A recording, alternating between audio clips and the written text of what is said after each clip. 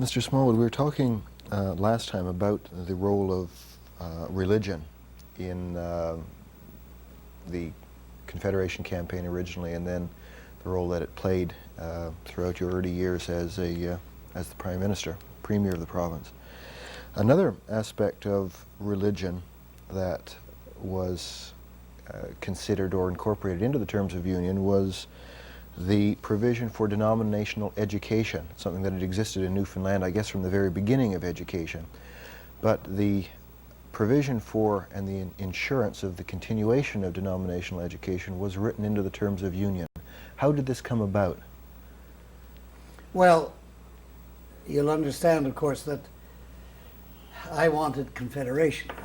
I wanted it for Newfoundland. I knew that it was the very best thing that could conceivably happen. And I was willing to pay any decent, legitimate price to get it, because the price would be trifling compared with the benefit that would come from Confederation. And about 1/3, slightly more than 1/3 of our population at that time was Roman Catholic, and slightly under 2/3 were Protestants, or at least non-Roman Catholic. And I didn't want, when the referendum came, I didn't want denominationalism to play any part, or to play a very big part. I wasn't so simple or naive as to think that it would play no part. If it played no part, it would be the first time in more than 100 years when it played no part. But I didn't want it to play a big part. Now, the church, the Roman Catholic Church all over the world have something in particular that they have in common. They have many things in common. But one thing that Roman Catholics all over the world believe in very strongly, and that is denominational education. They feel that that the education of youth is an indispensable part, of religion. And so in Newfoundland they had been champions of denominational schools. And we had a denominational school system. Now, there were anti-Confederates who were Roman Catholics. There were lots of anti-Confederates who were not Roman Catholics. But some that were Roman Catholic were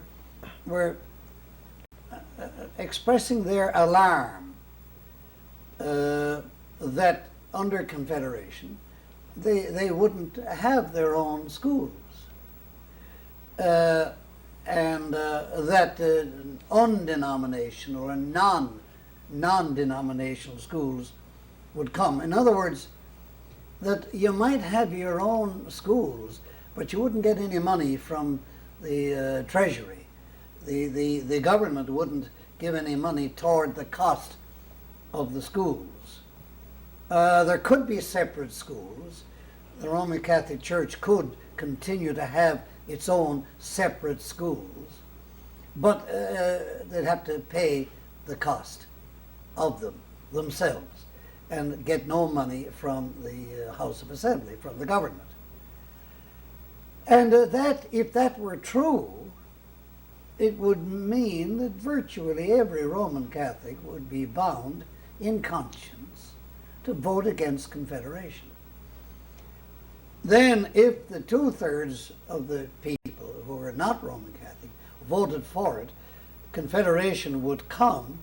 We would become a province with 1/3 of the population implacably opposed to it. That would almost guarantee its failure. Even if it came, it would fail after it came, if 1/3 of the population, a little more than 1/3. And it was a growing third. Today it's more than 1/3, much more above 1/3 than it was above 1/3 30 odd years ago.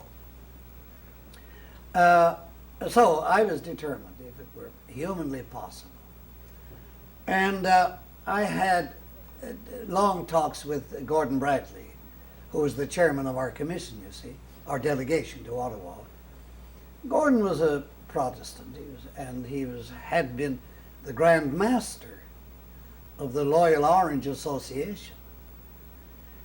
And he believed anyhow in non-denominational schools. He wouldn't have been too scared or annoyed if the denominational school system were done away with. He didn't believe in the denominational school system, you see. But I had to convert him. And I put it to him, look, Gordon, you believe in Confederation? Yes, I do. You think it's the only hope for Newfoundland? I do. You believe that there's no other hope? He says, I do not believe that there's any other hope. You think that the only future for Newfoundland lies in Confederation? Yes. I said, well, what price are you not prepared to pay?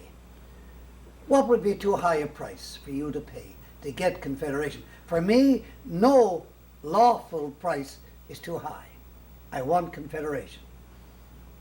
Can you go with that? And unwillingly and unhappily and without any satisfaction, he said yes, he would go along with it. I said, all right.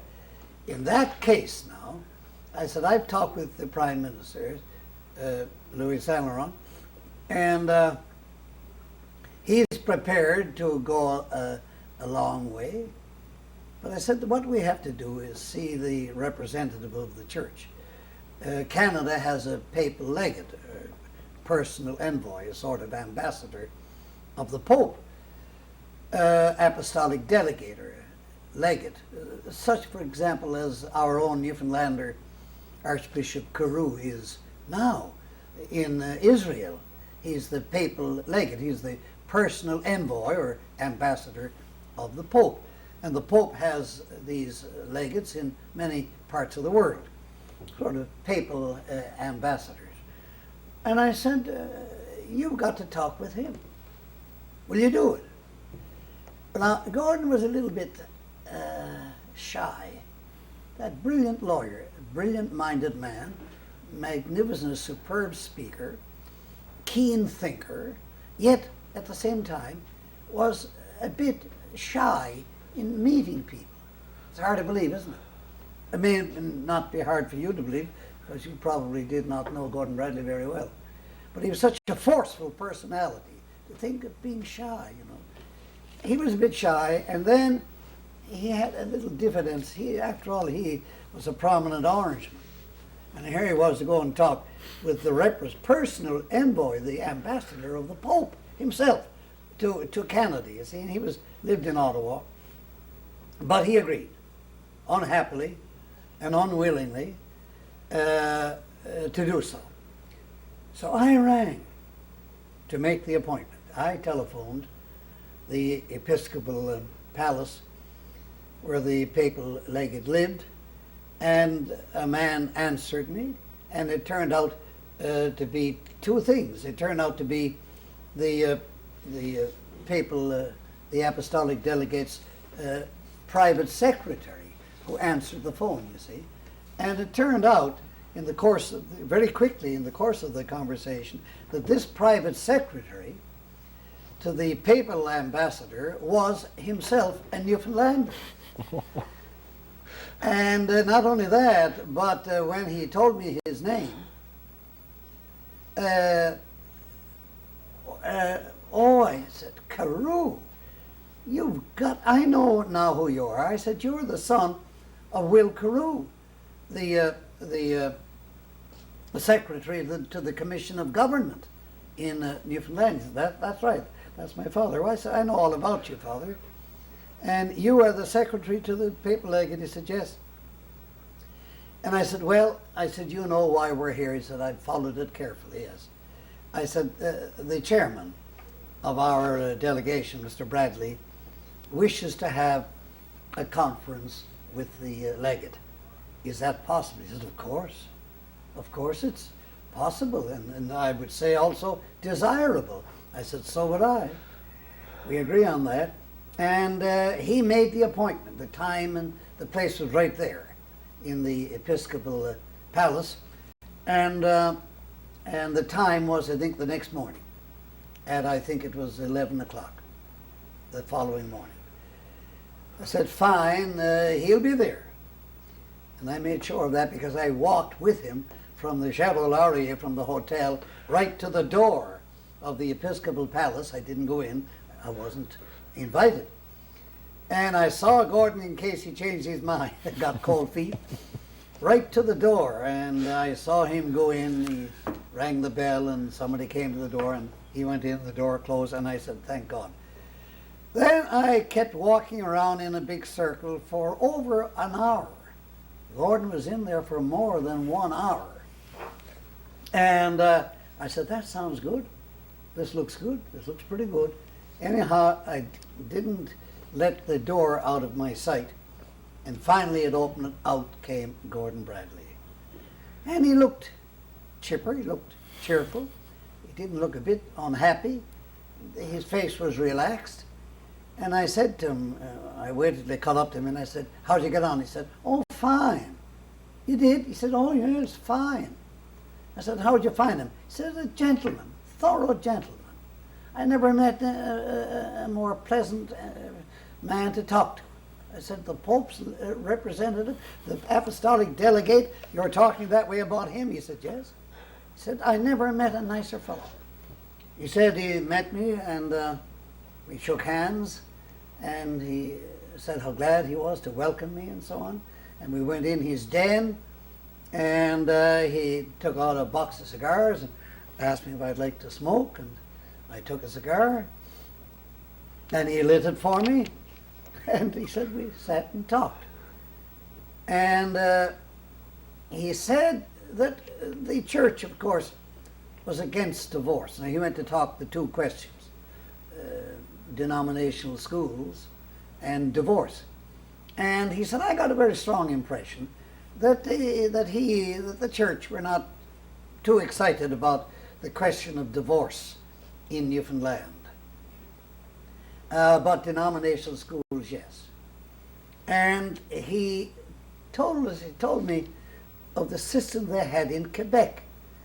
And he praised the Quebec system very well. And he said, as a matter of fact, Joe, you know, he said, if what he told me is correct, and I don't doubt it, then what they have in Quebec is pretty fair. That Roman Catholic schools, of course, are recognized as such by the government and the legislature of Quebec, but so are Protestant schools. And he told me that the church would be quite satisfied if Roman Catholic schools in Newfoundland were treated as well, no better, but treated as well as Protestant schools are treated in Quebec. I said, well, what do you know about that? Anyway, we got, the actual clause was drafted mainly by Mr. Saint Laurent, the Prime Minister, who was himself a Roman Catholic, you see, and who had a sister who was a nun. I don't know, but he had two sisters that were nuns. And if I'm not mistaken, he had a brother who was perhaps a priest. And Louis Saint Laurent was, without doubt, no one on this earth ever expressed any doubt that he was a loyal and faithful Roman Catholic. Just as faithful as he was a Canadian patriot. If you had to make, if Louis Saint Laurent had to make a choice between his Canadian patriotism and his loyalty to his church, it would have been a terrible internal battle for him. He never did have to make such a choice as that. Well, we got the clause put in. Now, what happened was this. I brought that. That wasn't in the official terms. In fact, when we came back, when the delegation, after 3 months, returned to St. John's from Ottawa, we had to go back for another 3 months later on, after the referendum, after the people had voted for Confederation. Then the terms had to be made final. And so the delegation went, not the same delegation, I was on both of them, went back for a second visit to finalize the terms. But when I came back, when we all came back the first time, we didn't have the terms. They were mailed down to us a few weeks later, you see. But I did have that term on the denominational schools. And that is the term that's in the terms of union now.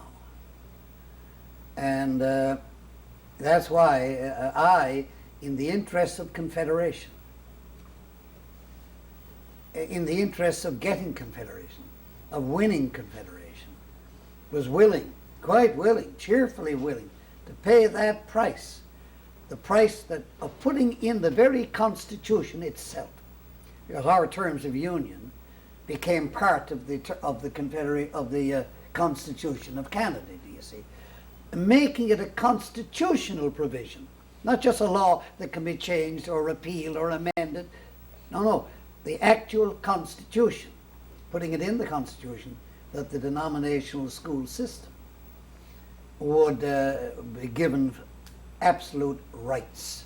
As a matter of fact, you know, it was after that happened and we became a province and I became Premier that I discovered something that I really hadn't known, or if I had known it, I hadn't known it very intimately or very securely. I discovered that there was a denomination, a religious denomination in Newfoundland that was functioning. Consider thousands and thousands and thousands of followers of that religion, strong religion, energetic and active religion, growing rapidly, that had no school rights. None. They had no right to get any money from the Department of Education, from the government, from the public chest. They had no rights to get any, and they didn't get any. They received not a solitary dollar. Here they were, a large religious denomination with their own schools, which they had to operate at their own expense, not getting a single dollar in any shape or form from the government. All the other denominations had their schools, were operating their schools, and the cost of operating them was coming from the government, the bulk of it, nearly all the cost. But this denomination, nothing. This was the Pentecostal denomination, and I'm proud today that I was the one who brought the law in to the House of Assembly. Now, not an amendment to the Constitution. It never did become part of the Constitution, but it became part of the law. And I would like to see the House of Assembly that would ever dare to change that law, depriving that denomination or any denomination, depriving them of the rights to financial help. And they can't abolish all denominations because the Constitution of Canada won't allow it, you see. That's why we have the denominational school system.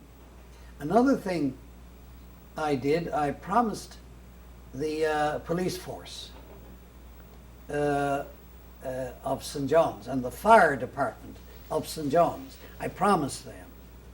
I went and visited them, and because the rumor had gone around that the first thing that would happen when the Confederation came would be that the police force would be handed over to the city of St. John's to operate, and the fire department would be handed over to the same people to operate, the city of St. John's. And they didn't want that. They wanted to be employed and paid by the government of Newfoundland. And I promised them that as long as I lived, there would be no such change. And there hasn't been up to this minute. Now, it could be done, because I have no authority, but I doubt that it will be. But that is something that wasn't in the terms of union, so Not in the therefore terms of union. not in the Constitution. That was a personal promise, and I was there for 23 years as Premier, and that promise was kept for those 23 years. It's now, at this moment, 11 years since I was Premier, and it's still kept, and I prophesy that it'll continue to be kept. You mentioned last time that we're talking about the decline in the importance of religion in political and social things around Newfoundland. Yet recently, in the more recent constitutional conferences and discussions that took place before the patriation of the Canadian Constitution, in Newfoundland there was this same concern for the denominational education system. And there were interest groups that went from Newfoundland to Ottawa to take part in the discussions. Do you find it odd or inconsistent that such an importance is still placed on the denominational education system, where it's declined in other areas? Well, let me say this. In the first place, there was no need of those visits to Ottawa. They were absolutely needless. They were unnecessary.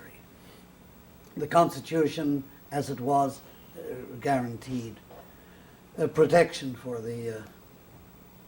it didn't need one syllable of change, of omission or addition. However, some people wanted to make doubly sure or trebly sure. Maybe no harm was done. In fact, no, not maybe, no harm was done. It was just a waste of effort. There was no need of it. Now, as to whether or not today there is the same attachment to the denominational school system, I have to remind you of the two things. In the first place, that the Roman Catholic Church in Newfoundland are exactly, there's not a particle of difference in their view today and their view of 10 or 20 or 50 years ago. They still stand very stoutly indeed, very adamantly for the denominational school system. And I have to remind you that the Pentecostal church is at least as adamant as is the Roman Catholic Church in their support of the denominational school system. Now, having reminded you of those two facts, let me remind you that all the other denominations have not become one denomination. They are still the same number of denominations, and denominationally, dogmatically, in their theology, in their religious beliefs, they haven't changed that I know of, that I've ever read or heard of. Never heard any rumors of any change. Dogmatically, theologically, they are exactly the same. All those other denominations, the Anglican, the United Church, Presbyterian, the Salvation Army, am I missing one? Those denominations, denominationally, are identically the same as they were. There may be a change of emphasis here or a change of emphasis there. They may attach a little more importance now to this aspect than they used to attach, or they may attach a little less now than they used to do. But basically, they are exactly the same, but not in the school system. And a lot of people don't understand, they seem not to understand this, that if the Anglican Church and the United Church and the Salvation Army and the Presbyterian Church, if they agree to merge their school efforts, to integrate their school systems, it doesn't mean that the only denominational schools there are now in Newfoundland are Roman Catholic schools and Pentecostal schools. That's not so. That's not the way it is at all. All schools in Newfoundland today are denominational, just as much as they ever were, just as much as they were before integration. You see, an integrated school is an Anglican school. An integrated school is also a United Church school. An integrated school is also a Presbyterian school and also a Salvation Army school and so on. And there still are the denominations. And there are the denominational boards. The denominational school system is here just as much as it ever was. It is. Now, you nod, and maybe you're nodding just politely, so as not to express disagreement. But don't you see that to be the case? Why is this the case still then? Is it, as I say, when things have changed in another social institutions so that religion doesn't matter, why has Newfoundland maintained this? Oh, I see. Why is it that they are the Yeah, same? when you have, on the other hand... I thought for a moment you were asking in what way are they Oh, no. the same? No, Why what are is the they? reason why the school system is still denomination? Is it Well, simply an aspect of tradition and the law, the constitutionality of the denominational education system that's maintained it? That is I was one reason. bringing up the instance recently of the representation made to the constitutional discussions that were intended to ensure that the denominational education system was maintained. In other words, it wasn't simply passively continuing what had already been here, accepting the status quo, but going out to make sure that the denominational education system was maintained. no, the Constitution does not do that. The Constitution says that any money that the legislature of Newfoundland authorizes for education, and any money that the government spends on education must, no exception, must and shall be paid out on a basis of non-discrimination between denominations. The legislature of Newfoundland, except by its own law, which it can repeal tomorrow, the legislature of Newfoundland is not obliged to pay out any money to denominational schools. But if they do, then it must be on a basis of non-discrimination. They can't pay it to one denomination and not to another. It's got to be paid on a basis of on the same basis. There must be no discrimination. You can't give, say, $1 a pupil each month to the children in the Roman Catholic schools, and $1.50 each month to the students in other schools. They must all be treated on a basis of equality and non-discrimination. If the legislature and government are going to spend any money on education, that's how it must be spent. That's what's guaranteed in the Constitution. The denominational system is not guaranteed. But so long as there are denominational schools, and so long as the government spends any money on those schools, they must spend that money either none, or if they spend it at all, it must be on the basis of non-discrimination. So that if one denomination gets a certain amount, the other denominations must get the same. Well, on the same basis. For instance, same basis. If it's on the basis of how many students Right. attend this denominational school, it's so much per pupil, or it's so much per teacher, or it's so much per, well, whatever the basis, it must be the same basis for all. To go on from that for a moment, do you think the educational system, it's probably not a fair question, is the educational system a good thing? You said that you helped to put it in the terms of union because it was politically a very good thing to do then, not to split the country and to ensure winning the Confederation referendum. Do you think it a good thing that the denominational system of education has existed and continues to exist in Newfoundland? Is it divisive, or is it a good thing? Well, now, let me be absolutely clear as to your question. I think I know what the question is. I think I understand the question. You're not asking whether it is right that there shall be a basis of equality and non-discrimination. No. If there is to be a denominational school system, if the denominations are to have their own schools, and if the government is to pay money to them, they shall pay it on a basis of non-discrimination. That's not your question. The question is it good to have denominational schools to start with? You could put your question in another way. Would it be smart, would it be wise, would it be just for the legislature of Newfoundland to bring in legislation and pass it make it the law, that no money will be paid to any denominational schools.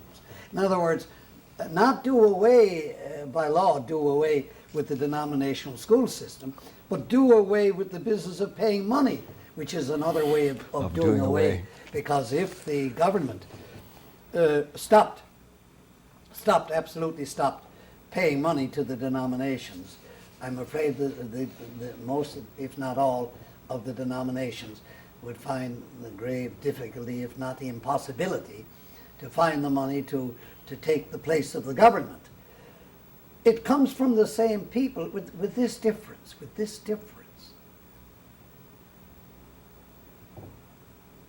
Every one of the 34 years that we've been a province, in every year, no, it's not one. It's not 1 year, it was one way, and 33 years another way. All 34 years, every year without an exception, over half, the entire revenue of the Newfoundland government came from Ottawa, you see. And if the government got the House of Assembly to pass a law, and the law stopped the government from paying money to the churches, it would mean that today over half the money they're paying to the churches to run their schools, over half that money comes from Ottawa. That money would still come to Ottawa, from Ottawa, to the Newfoundland government, but the Newfoundland government wouldn't be passing it over to the churches. They would have that to spend on anything else they liked. And that's, what is it now? It's over $500 million, isn't it? Isn't it now or somewhere around $500 million a year, that is close to it, that the government are paying over to the churches. If they stopped paying it, and the churches had to find that money, I'm afraid there wouldn't be as many denominational schools. I'm afraid there wouldn't be as many teachers. I'm afraid that salaries and other expenditures on our school system wouldn't be as high. And in any case, when denominational hatred, when denominational bigotry, when denominational intolerance decline in volume, in intensity, when people generally, of all denominations, become more tolerant of each other, more tolerant of each other's religious beliefs, denominational schools, if they ever were a fomenter of intolerance or bigotry, if they ever were, certainly become much less so as people generally, as the population generally, and the churches of the population generally become less intolerant, more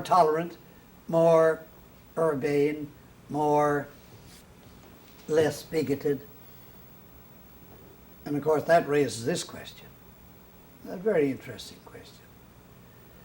If the people of the world, or of any nation, or of any province, or state in a nation, or of any part of a province, if the people become less bigoted, less intolerant, is it because they are genuinely becoming less intolerant and less bigoted, or just more indifferent?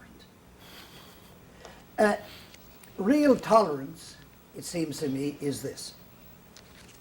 You're an Anglican, you're a Salvationist, you're a Pentecostalist, you're a Roman Catholic. You know and you understand the beliefs, the teachings of your church. You understand them. You have a thorough understanding of them. You share them. You believe them. You follow them. But here I come along, or here you come along from another church with different beliefs that you believe equally sincerely and equally ardently. You believe them, but they're so different from mine. I'm intolerant of you. That's intolerance.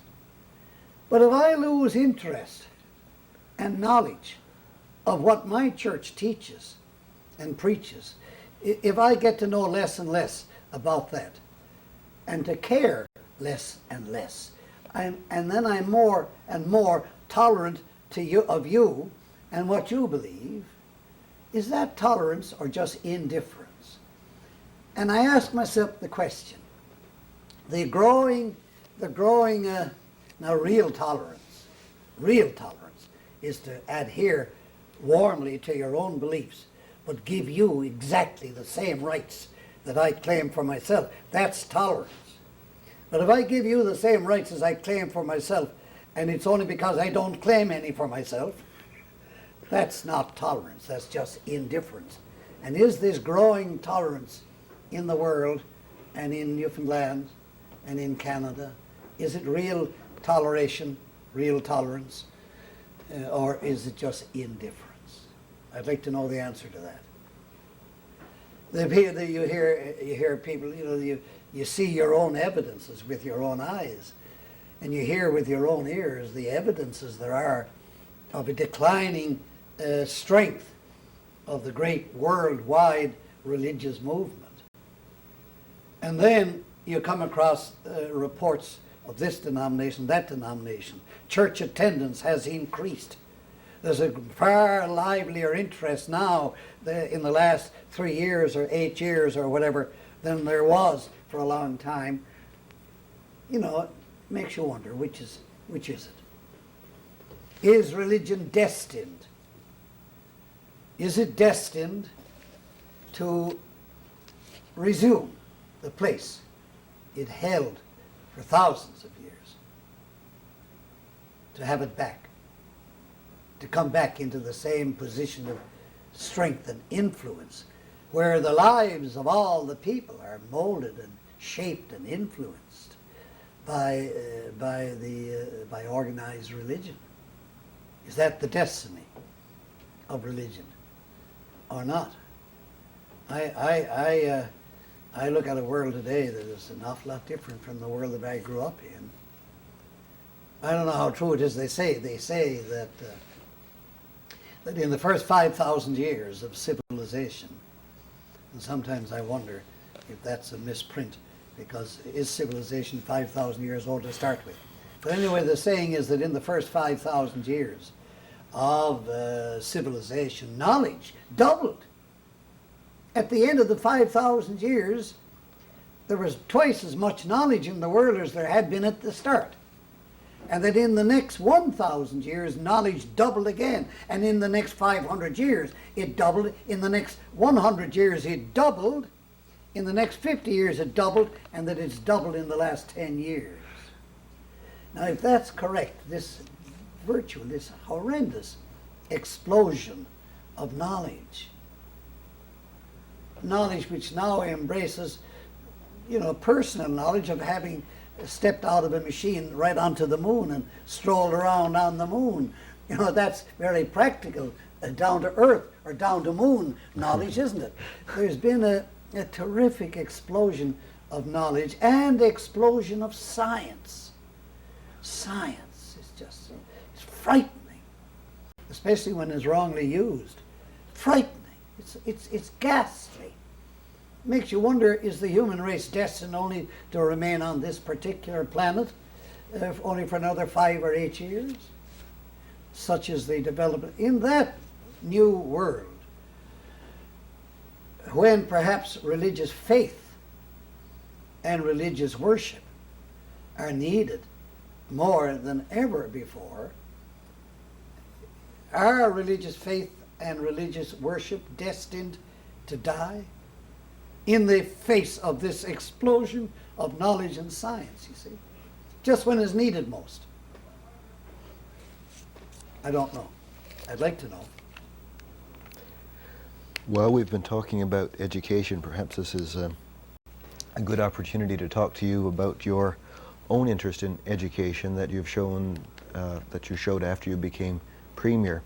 I suppose political leaders have always at least paid lip service to their interest in education. It's always been one of the advantages of a developed country to have a good educational system. But I think you went further than that. You said somewhere recently that you considered your greatest accomplishment in your whole time as Premier to have been the creation of this university, Memorial University. You went so far at one point as to make tuition to university free, to even offer salaries to people to go. The number of technical colleges increased from 0 before Confederation to, what are there, 7 now? 17. 17 across the province. I'm not sure if it's 17 or 18, and I've seen a figure of 16. But from memory, I put them all there. There isn't a trade school in Newfoundland today that I didn't put there. When I say I didn't go up with my own hands and build it, but I caused it to be put there. Why did I you... can name every place, and when I name them up, it comes to 17. But I see others who call it 16. I have said that the 3 greatest things that have happened in Newfoundland from the beginning, that's just short of 500 years, were its discovery by John Cabot. Not Leif Erikson, because Leif Erikson's discovery only lasted 18 or 20, 22 years and had no influence, no effect. It didn't mold Newfoundland in any shape or form, in any way. So I say the discovery of Newfoundland by John Cabot, the coming of Confederation, and the birth of this university, the 3 greatest and mightiest events in all our history. Nothing compares in importance to these 3 things in the life of Newfoundland. Its discovery, the coming of Confederation, and the birth of the university. And along with the birth of the university, the birth of 5 new colleges. The College of Fisheries, Navigation, the College of Tech, Trades and Technology, the College of Engineering, the College of Medicine, the College of Nursing, 5 great colleges, the coming of regional high schools and central high schools, the coming of the school bus, which is now costing each year 3 or 4 times as much as all education cost. Under every heading that you can think of, all education cost the first year of Confederation. School buses are costing 2 or 3 times as much as that now. That whole astonishing rebirth, regeneration, new birth of the education effort in Newfoundland. It's astounding. It's incredible. But you got to be 50, 60, 70, 80 years old, so that when it began 34 years ago, you were then 30 or 35 or 40 or 50 years of age. Better if you were 60 and could look back 60 years before 1934 and 1949 to appreciate the staggering, absolutely staggering effect. When the day I became Premier of Newfoundland, which was the day we became a province, the average pay of all our teachers in this new province that day, and it was at its peak then, it had never been as high as that before, at its peak was $800 $162 a year for average for all our teachers. That was $16 a week was the pay of all our teachers. Well, when you go in 34 years from $800 to $30,000 a year, that's revolution, isn't it? No bloodshed, no barricades, no guns, but revolution. And that you can thank Confederation for. That wouldn't be so. There wouldn't be a university. There wouldn't be 5 colleges. There wouldn't be 17 trade schools. There wouldn't be a school bus system. There wouldn't be $30,000 a year average pay for all in the education field. That includes not only teachers, you see, it includes superintendents and inspectors and supervisors. That's all part of the education fabric. All these things would not be. You wouldn't have 5 glorious, absolutely glorious arts and culture centers in St. John's and Gander and Grand Falls and Corner Brook and Grand Bank.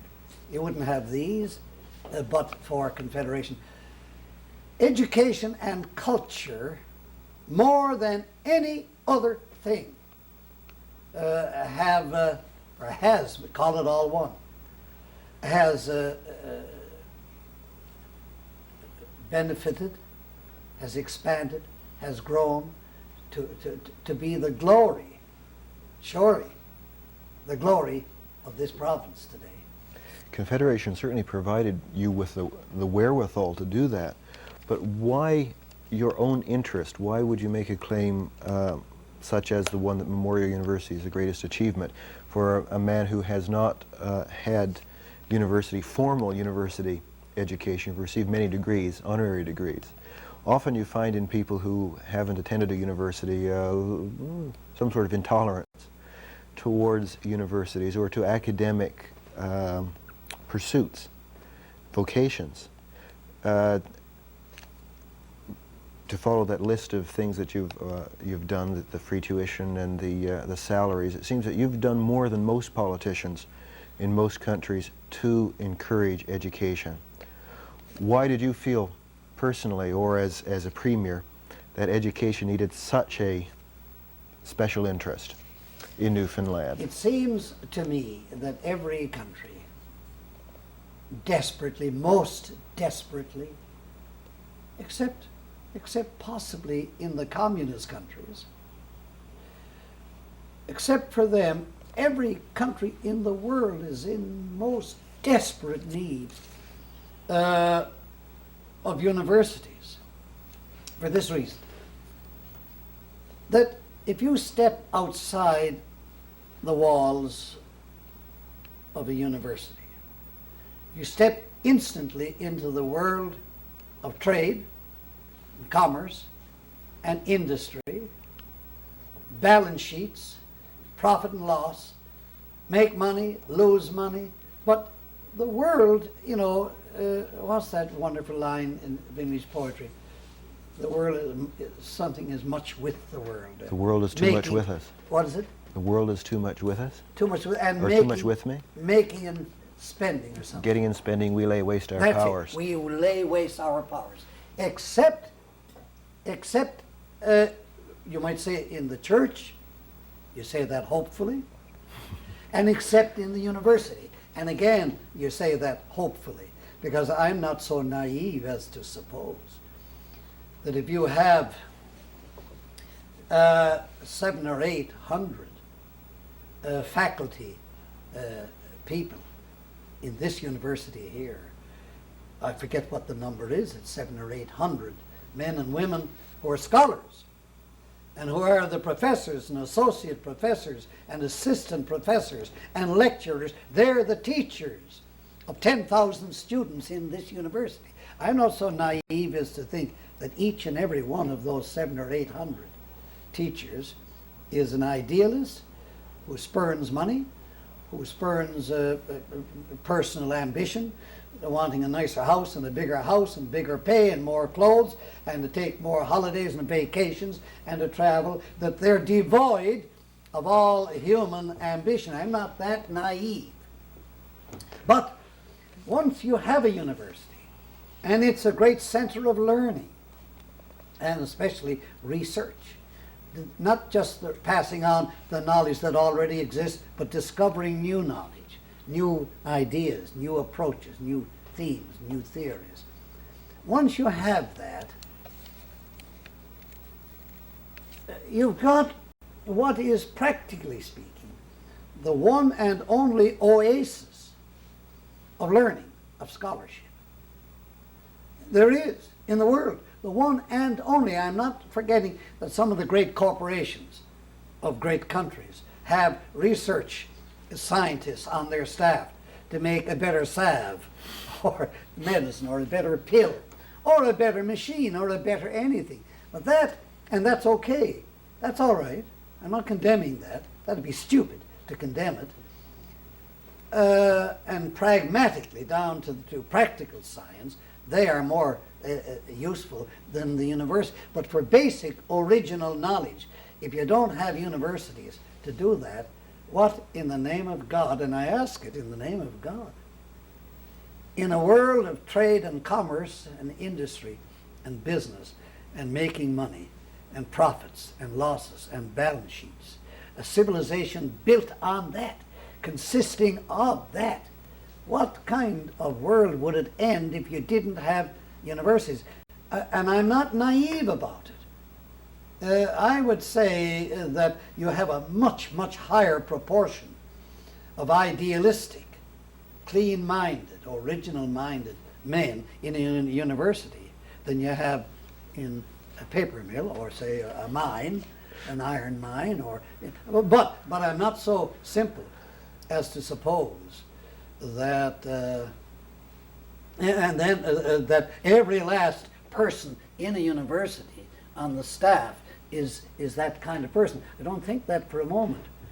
And then again, while I get annoyed sometimes, or used to when I was premier, at the implacable insistence of universities to be absolutely independent, well, that used to make me angry. And I would ask Lord Taylor, well, Lord Taylor, does that mean, this independence, does that mean that you can decide for yourselves what pay will be given to every member of the staff? And to hell with the government, and to hell with the House of Assembly, and to hell with the people. You are so independent that you're going to determine, no matter what anyone else gets, even in all the other schools, in the university, you're going to decide not only what subjects will be taught, and how they'll be taught, and what teachers, what professors will be engaged, but you're going to be absolutely so independent that you can determine what their pay is to be and what you're going to spend on this, that, and that your budget, you're going to be absolutely independent. You're going to have an independent budget. Somebody else is going to find the money and hand it over to you, and then you are going to act on that money as though you owned it, as though you originated it, as though you found it. It wasn't a gift given to you by the people of Newfoundland through the government. You're going to ignore that?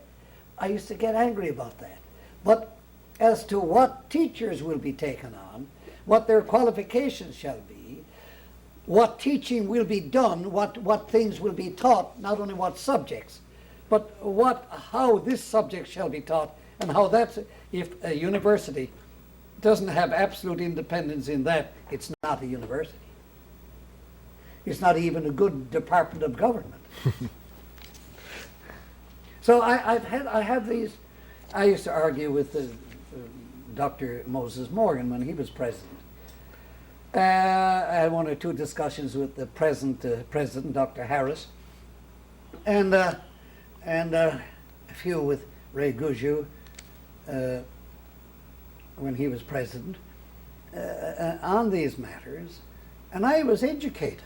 I've done an awful lot of reading. I've read an awful lot of books about universities and their purpose and their mission in life and their importance and the nature of universities and so on.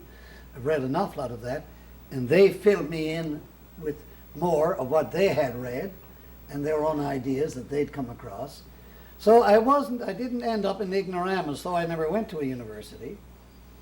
I suppose I must be. Sometimes I think I must be. Not only because of the 25 or 30,000 books that I've read in my lifetime, not only because of that, but because of something else. I must be surely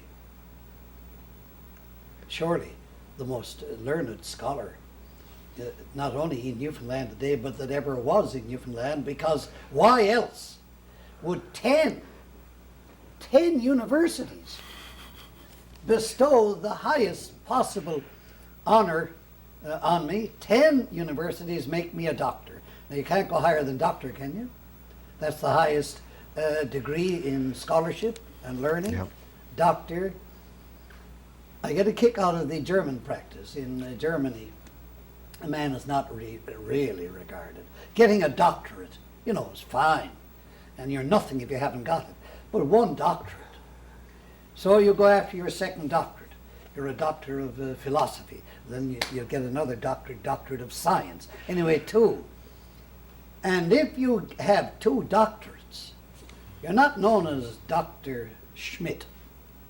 You're Dr. Schmidt. And if you have 3 doctorates, you're Dr. Schmidt.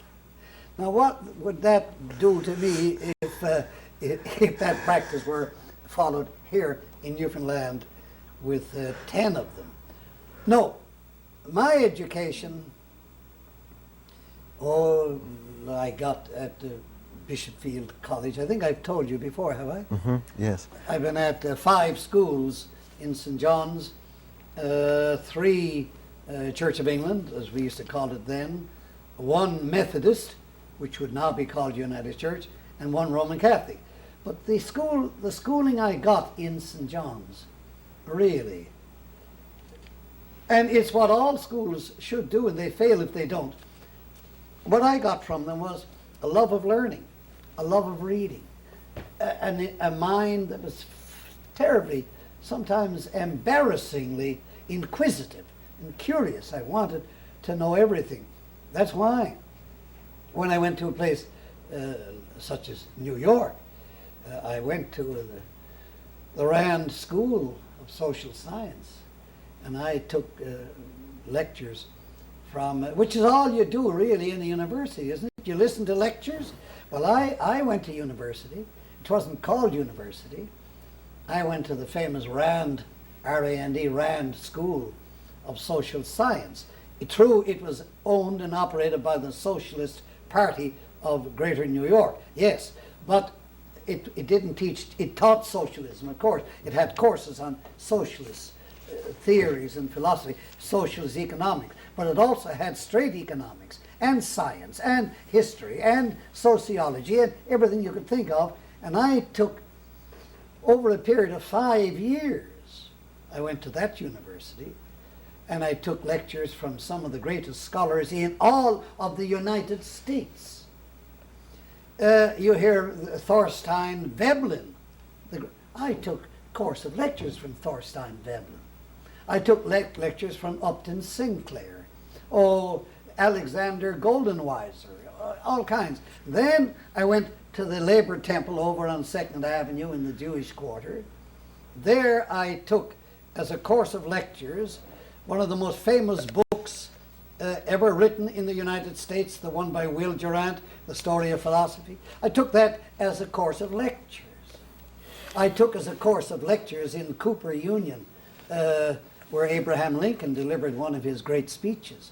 I took from Everett Dean Martin a course of lectures which he made into his book. He's the founder, you might say, the great historian and philosopher of social psychology, the psychology of society, of groups, of social groups, because psychology exists not only in one individual person, all kinds of groups, social. He's the father of social psychology. So when these 10 universities across Canada made me a doctor, they were only catching up.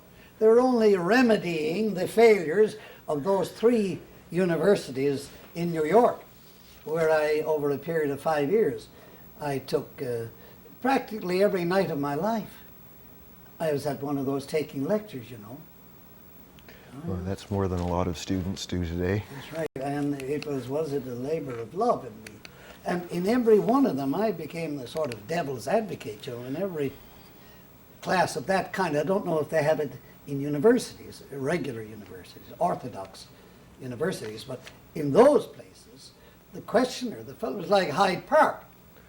You know, the hundreds of meetings, that are open-air meetings that are held in Hyde Park in London, would be a dead issue. But for the hecklers, it's the heckler who makes